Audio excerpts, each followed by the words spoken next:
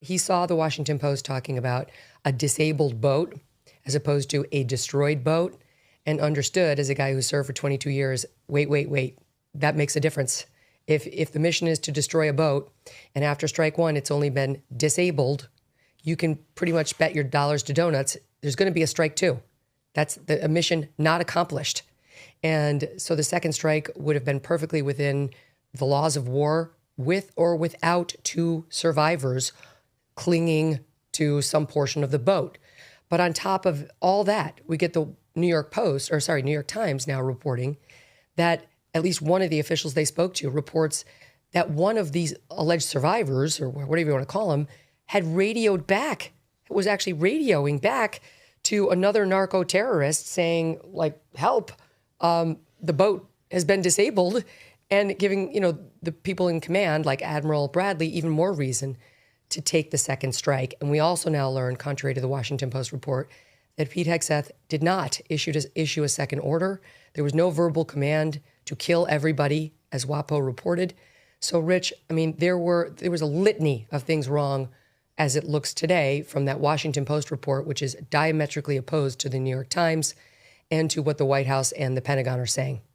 Yeah, so just as someone who's spent a lot of time consuming news last my adult life, just the Washington Post story has the classic aspect of something that's too perfect, that's too cinematic. It feels like the movie where you have the handsome, slightly nefarious defense secretary with all the screens on the wall, and there's the moment where you can see whether you can take out the wounded guys, and he orders it. So I just inherently, we need to learn more, but the New York Times story seems more credible to me. Where I depart from our guest, I guess, is that what he says makes total sense to me. If this is a destroyer or some sort of military vessel, of course you take it out, even if there are wounded people on the vessel. But I just don't think these drug runners are combatants. I don't think they represent a threat to our military. I don't see any reason why you wouldn't take the guys off the boat and then sink the boat or whatever you want to do.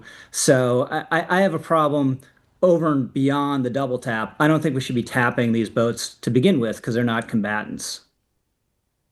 Okay, but they've gotten a legal blessing for doing that. And so now the question is tactics and whether they're within the rules of war. And it looks like the Washington Post got way ahead of its skis on this one, Charles. And I'll tell you something else that's interesting here.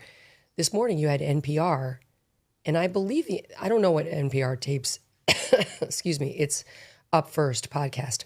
But I think it's either very, very late at night or first thing in the morning, because I'm always comparing my own AM update to theirs just to see if they have what we have, because we always go very, very late on our taping. Anyway, they completely ignore the New York Times reporting, which is not like NPR. So I think they either missed it, or worse, they just didn't account for it in doubling down on the what appears to be faulty Washington Post reporting from Friday. Take a listen to what I heard on NPR this morning.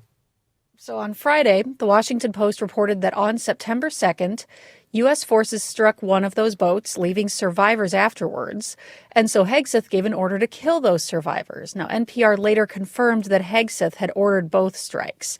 All of that matters because, as Congress members from both parties have said, that second strike may have constituted a war crime.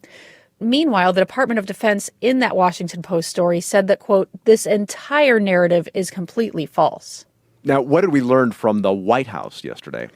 Well, the administration then confirmed some parts of this story. At yesterday's press briefing, Press Secretary Caroline Leavitt acknowledged a second strike. But as for Hegseth ordering it, she didn't deny it, but said Hegseth authorized U.S. Navy Admiral Frank M. Bradley to take these actions. But our NPR colleague Tom Bowman has new reporting on this. Yesterday, a U.S. official who was not authorized to speak publicly pushed back on the White House, saying Hegseth gave the command for 2 strikes to kill, in addition to 2 strikes to sink the boat.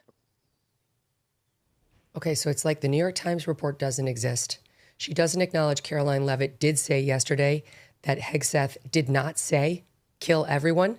She did not acknowledge, she just went with that he gave the order to kill, and that NPR confirmed that he gave this order to kill, like a second order.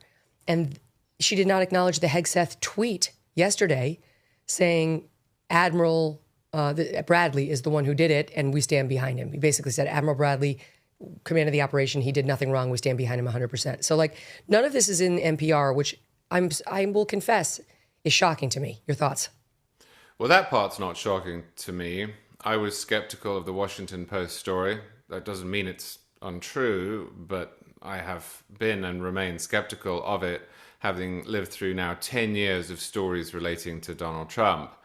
The way in which the anonymous sources were used as scaffolding to build what, as Rich said, looks a bit like a movie scene made me skeptical. And then when the New York Times story came out, which is against the interests of the New York Times' editorial bent, I became even more skeptical. So I'm absolutely open to the idea the Washington Post got this wrong or went too far with what information it had. And I think your guest made a compelling case to that effect. But I am with Rich on the underlying problem, which is that there's no authorization here for war in the first place. Now, that is a separate issue. It certainly would not mean that Pete Hegseth or others were engaged in war crimes or any of that. But I do think that that matters as a backdrop just as much as the details of this particular strike.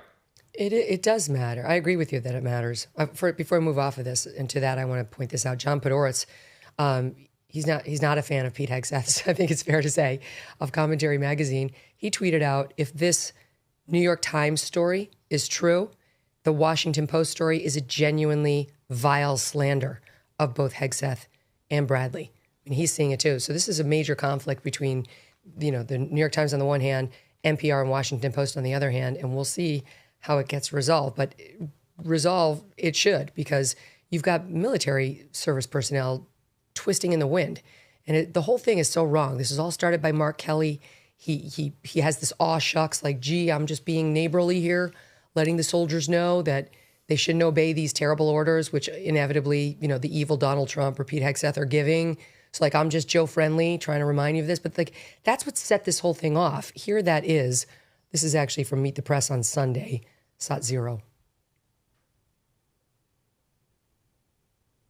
can certainly go to the judge, advocate generals, the lawyers, and have a discussion about it. If you don't have time, you just say simply, I'm not going to do that. That's against the law. It puts a lot of burden on the troops to make a decision in real time. It puts a tremendous amount of burden on officers in the military, but that is their responsibility, and they can figure out, a reasonable person can tell something that is legal and something that is illegal. So would you refuse these specific orders to strike drug boats if you were still in uniform? Well, the difference between the initial strike and what is being reported, as a second strike, and those things are different. I think this administration has tied themselves in knots, the explanations that we have received on how this is all legal. And I was saying weeks ago, my concern is with the service members, that we're going to put these individuals in a really, really tough decision, in a tough place.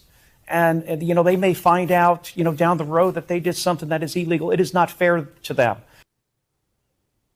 Wait, I thought he just said that He said in the middle of that soundbite, what's a legal order and what's an illegal order. Then he ends it with, I'm really concerned about the service members who might not know and then down the line are going to get prosecuted. The whole argument is circular. It falls apart upon just, easy scrutiny, Rich Lowry.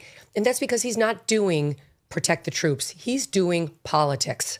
Well, I thought it was notable in that interview. He was pressed a couple times on that point. Would you have defied the second order? And he was very hesitant. He never said, yeah, I would have defied it. Instead, went to those generalities. Look, on this video, it was clearly base maintenance. The audience for that is the left-wing base of the Democratic Party. Everyone who's in the military, all this stuff is drilled into them constantly. They don't need Mark Kelly's permission to defy illegal orders. And I'm highly skeptical on the other side of the ledger that any Marine, a 19-year-old Marine, is going to defy a lawful order because of something Mark Kelly said. So I find this aspect of it to be just entirely theater. Here's the other thing, Rich, to your point about the Washington Post theatrical reporting. It was co-authored by Ellen Nakashima. Does that ring a bell? At WAPO.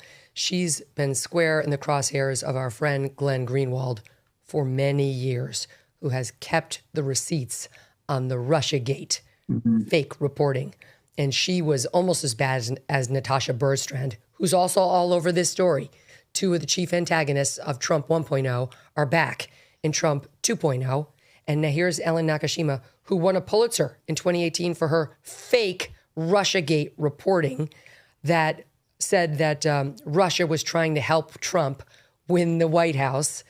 Again, now we're looking at all these CIA documents and understanding that they were manipulated by John Brennan and so on. She had no skepticism at all because it made Trump look bad the first time around. And I would argue exactly the same thing is haunting her reporting. She's now been humiliated, not by Fox News, not by me, not by NR, but by the New York Times. And they need to update that reporting. Ever read the label on a typical bag of chips? It's often a science experiment of seed oils, MSG, artificial dyes, and mystery ingredients. Masa is part of the growing movement to bring back real food. Masa chips contain just 3 ingredients: organic corn, sea salt, and 100% grass-fed beef tallow. Not only do these chips avoid the bad stuff, they also taste delicious too.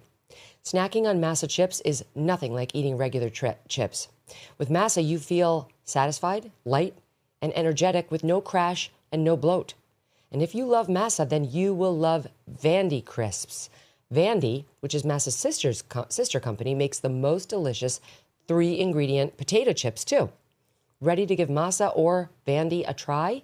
Use code MK for 25% off your first order at masachips.com or vandycrisps.com, or simply click the link in the video description or scan the QR code to claim this delicious offer.